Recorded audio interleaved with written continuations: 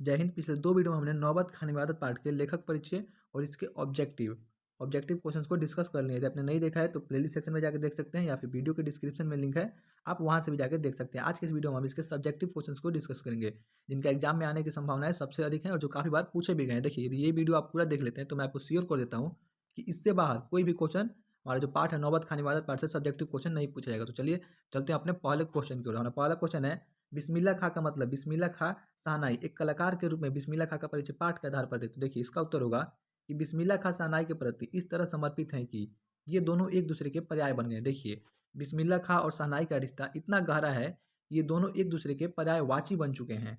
बिस्मिल्लाह खां का नाम सुनते ही मानस पटल पर शहनाई की आकृति उभर आती है और चित्त में उसकी आकर्षक मधुर आवाज गूंजने लगती है। देखिए, जैसे ही हम बिस्मिल्लाह खां का नाम सुनते हैं तो हमारे मन में शहनाई की आकृति उभर आती है और हमें उसकी मधुर आवाज़ की याद आने लगती है।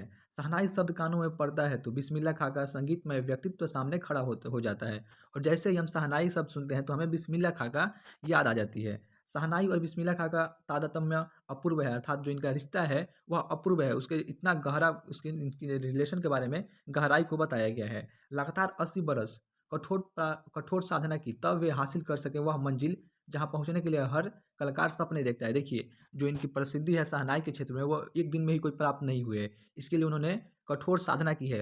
80 बरस तक, लगातार 80 बरस तक साधना की है, उसके बाद जाके शहनाई वादन में इनको ये प्रसिद्धि प्राप्त हुई।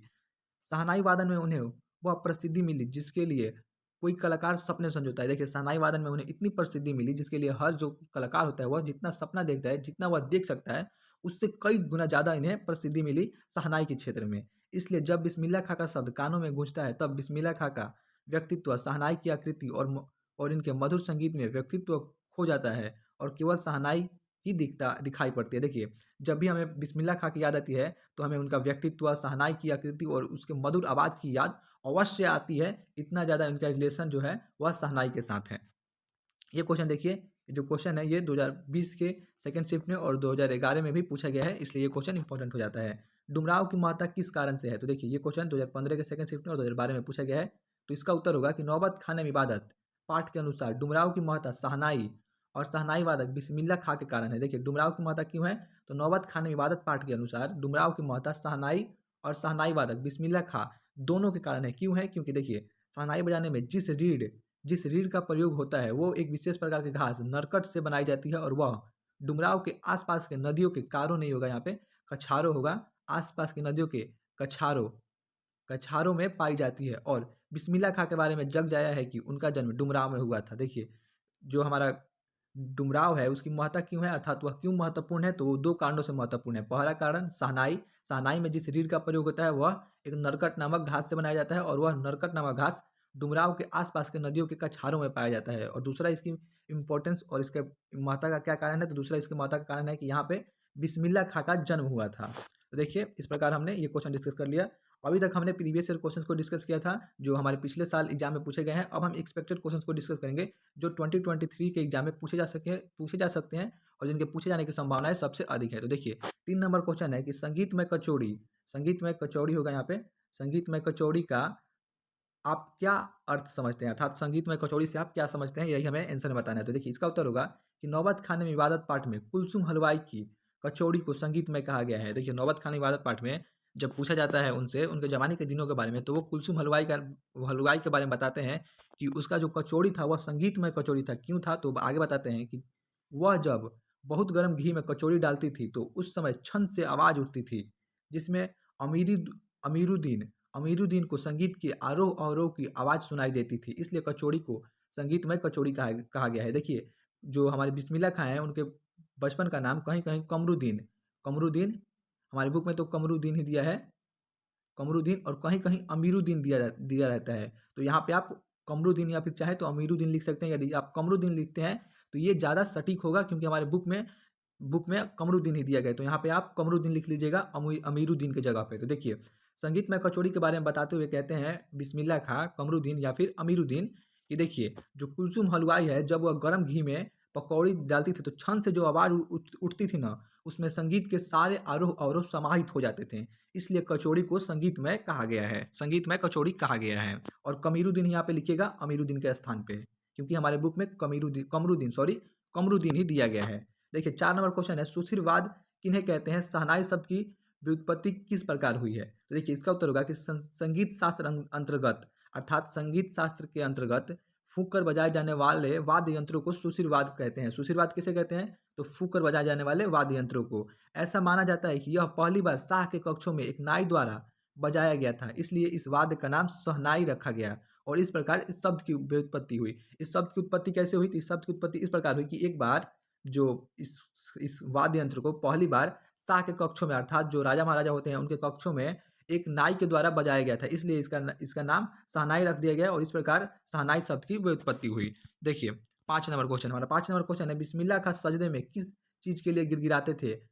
इससे उनके व्यक्तित्व का कौन सा पक्ष उद्घाटित होता है? देखिए इसका अर्थ हुआ कि बिस्मिल्लाह खां जो है वह जब भगवान से प्रार्थना करते थे, वो प्रार्थना करते थे तो वो अपनी प्रार्थना में क्या मांगते थे और इससे उनके व्यक्तित्व का कौन सा पक्ष उद्घाटित होता है, अर्थात उनके बारे में क्या पता चलता है, हमें यही बताना है। तो इसका उत्तर होगा कि बिस्मिल्लाह खां सजदे में सुर पाने के लिए गिड़गिड़ाते थे। देखिए बुक में दिया गया है कि बिस्मिल्लाह खां जब 5 वक्त की नमाज अदा करते थे तो 5 वक्त नमाज अदा करने के बाद अल्लाह से बस एक अच्छी सुर पाने की कल्पना करते थे।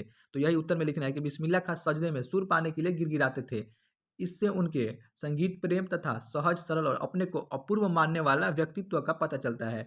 देखिए इससे पता चलता है कि बिस्मिल्लाह खां कभी भी अपने आप को पूर्ण नहीं माने, अर्थात उन्हें लगता था कि अभी कहीं ना कहीं मुझ में कमी है और उनके संगीत प्रेम के बारे में भी पता चलता है। और देखिए आजकल क्या है कि आजकल आदमी को थोड़ा सा नॉलेज हो जाता है तो उसे लगता है कि नहीं, अब तो मैं पूरा विद्वान हो चुका हूँ, अब मुझे और किसी चीज़ की जरूरत नहीं है। लेकिन बिस्मिल्लाह खां का व्यक्तित्व इस प्रकार नहीं था, वह हमेशा अपने आप को अपूर्ण मानते थे, अर्थात उन्हें लगता था कि वो और बेटर कर सकते हैं और उन्हें और सीखने की ज़रूरत है। मुहर्रम पर्व से बिस्मिल्लाह खां के जुड़ाव का परिचय परिचय पाठ के आधार पर दें। बिस्मिल्लाह खां से मुहर्रम पर्व किस प्रकार जुड़ा हुआ है, हमें इसी का उत्तर बताना है। तो देखिए इसका उत्तर होगा कि मुहर्रम के दिनों में बिस्मिल्लाह खां साहब और उनके परिवार वाले पूरे महीने संगीत एवं कार्यक्रम से दूर रहते थे। देखिए जब मुहर्रम पर्व आता था तो बिस्मिल्लाह खां और उनके परिवार वाले जितने भी सदस्य थे जो संगीत से जुड़े हुए थे, वो संगीत के द्वारा जो कार्यक्रम किया जाता था उन सभी से दूर रहते थे।